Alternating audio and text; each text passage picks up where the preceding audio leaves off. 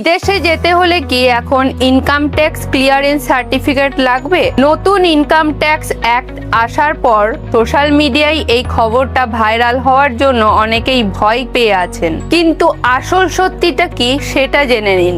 সরকার পরিষ্কারভাবে জানিয়েছে এই নিয়ম সবার জন্য নয়। আপনি যদি ঘুরতে যান, চাকরির জন্য বিদেশ যান, পড়াশোনা করতে যান বা পরিবারের সাথে ঘুরতে যান, তাহলে আলাদা করে কোনো ট্যাক্স ক্লিয়ারেন্স সার্টিফিকেট লাগছে না। আসলে এই নিয়ম শুধুমাত্র কিছু বিশেষ পরিস্থিতির জন্য রাখা হয়েছে, যেমন কারো বিরুদ্ধে বড় ট্যাক্স বকেয়া থাকলে বা ইনকাম ট্যাক্স ডিপার্টমেন্টের সঙ্গে ট্যাক্স সংক্রান্ত কোনো সমস্যা চললে, তখন কর্তৃপক্ষ তাকে ক্লিয়ারেন্স সার্টিফিকেট আনতে বলতে পারে।